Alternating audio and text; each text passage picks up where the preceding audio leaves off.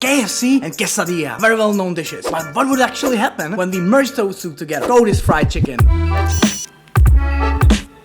We're gonna need two separate bowls. One for dry ingredients, one for wet ingredients. And then we're gonna need boneless chicken thighs or chicken breast.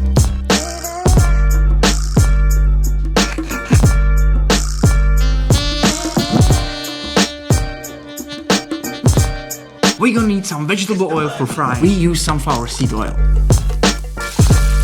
In the next step, we're gonna need cheddar cheese, flour tortillas, barbecue sauce. Optional is the onions. If you don't like onion, skip it.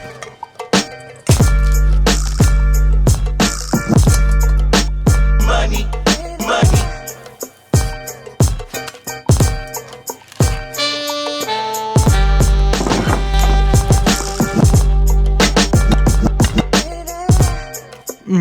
Yum, yum, yum, yum. It's amazing. Yum. See you next time.